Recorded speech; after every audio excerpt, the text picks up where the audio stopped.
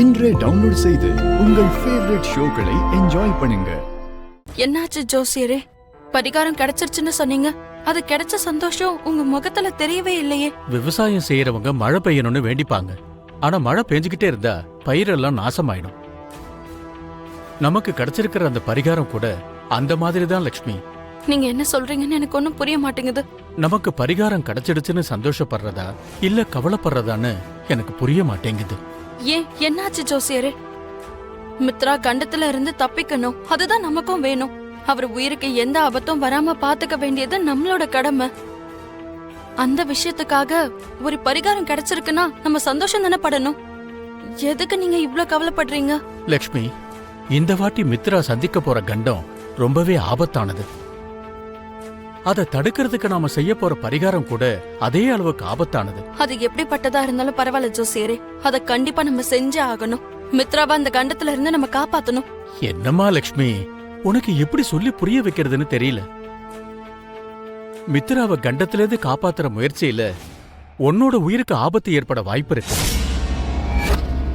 மித்ராவுக்கு எந்த கெடுதலும் ஏற்படாம இருக்கணும்னா உன்னோட உயிரை நீ பணயமா வைக்கணுமா. அதனாலதான் நமக்கு கிடைச்ச இந்த ஒரு பரிகாரத்தை உன்கிட்ட சொல்லலாமா வேண்டாமான்னு யோசிக்க வேண்டியதா இருக்கு. இங்க பாருங்க ஜோசியரே, என்னோட குடும்பத்துக்காக நான் மனசார காதலிச்ச மித்ராவையே விட்டுட்டு வேற ஒரு இடத்துல இப்ப வாழ்ந்துகிட்டு இருக்கேன். என்ன மாதிரி ஒரு பொண்ணுக்கு இதை விட ஒரு பெரிய வலி இருக்கவே முடியாது.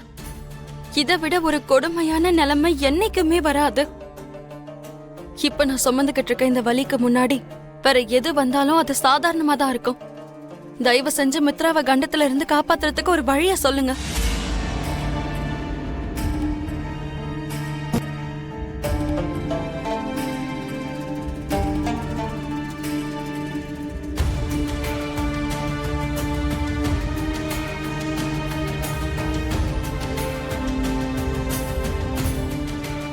இப்போ உனக்கு புரிஞ்சது இல்ல? எனக்கு புரிஞ்சது ஜோசியரே. எல்லாத்துக்கும் நான் தயாரா தான் இருக்கேன்.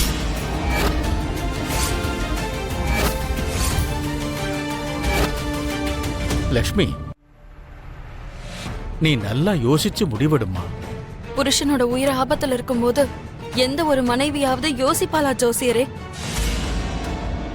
மித்ரா உயிரை காப்பாத்திக்கிறதுக்காக நான் எந்த எல்லைக்கு வேணும்னாலும் போவேன். எந்த வலி வந்தாலும் நான் தாங்கிப்பேன்.